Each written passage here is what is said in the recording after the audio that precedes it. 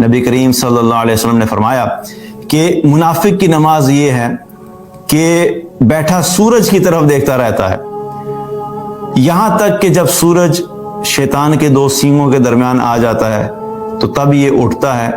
اور اٹھ کے نماز میں 4 ٹھونگے مارتا ہے اور یہ نماز میں اللہ کو کم ہی یاد کرتا ہے۔ اللہ سبحانہ تعالیٰ منافقین کی نماز کا ہمیں ایک پکچر دکھا رہے ہیں کہ یہ منافق کی نماز ہوتی ہے۔ اس حدیث میں بھی کیا پتہ لگ رہا ہے؟ وہ نماز پڑھتا ہے۔ پھر میں وہی سوال کروں گا،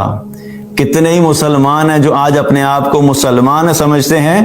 لیکن نماز نہیں پڑھتے۔ یہاں پہ منافق کے بھی پتہ لگ رہا ہے کہ نماز پڑھتا ہے، تو اس کے پڑھنے کے اوپر کہ اللہ کو اس کا جو وہ پڑھنے کا انداز ہے اللہ کو پسند نہیں ہے، تو جو پڑھتا ہی نہیں ہے وہ کیسے اللہ کے سامنے اچھا انسان بن سکتا ہے؟ میں یہ نہیں کہہ رہا کہ اللہ کی رحمت سے مایوس نہیں کر رہا، اللہ سبحانہ تعالیٰ اپنی رحمت سے کسی کو بھی جنت الفردوس میں بغیر کسی عمل کے اپنی رحمت سے داخل کر دے،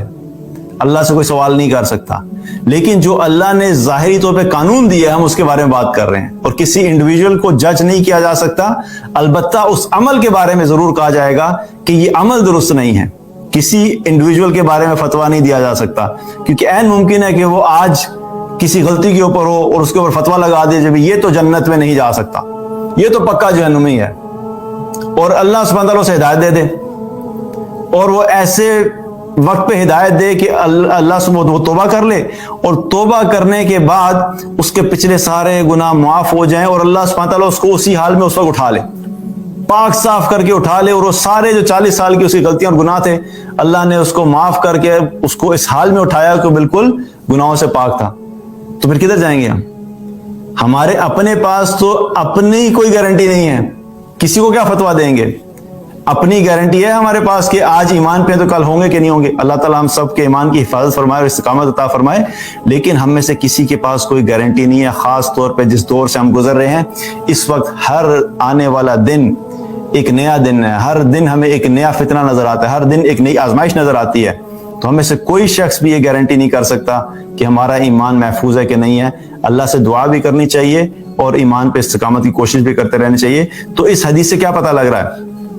کہ یہ نماز پڑھتا ہے، اور اس حدیث میں جو بات بتائی جا رہی ہے وہ عصر کی نماز کے بارے بتائی جا رہی ہے کہ بالکل انتظار کر رہا ہے کہ سورج اب غروب ہو رہا ہے، ابھی دیکھ رہا ہے کہ سورج غروب ہو رہا ہے، عصر کا ٹائم جا رہا ہے، بالکل آخری وقت میں کیا ہے کہ اٹھے گا۔ اب جب اٹھے گا تو 4 رکعت پڑھے گا، اور اس 4 رکعت میں کس طرح پڑھے گا؟ بس صرف قیام ہوا، رکوع ہوا، سجدہ ہوا، اور اس کے بعد کیا 4 رکعت پوری کی اور سلام پھیر دیا، اور اس میں کیا ہے اللہ کو بالکل یاد ہی نہیں کرتا۔ تو یہاں پہ بھی کیا پتا ہے، نماز میں اللہ کو یاد کرنا مقصد ہے۔ تو یہ منافق کی نماز ہے، اور صحابہ یہ کہتے ہیں کہ ہمارے دور میں کیا ہوتا تھا کہ جو شخص بھی جماعت کی نماز سے پیچھے رہ جاتا تھا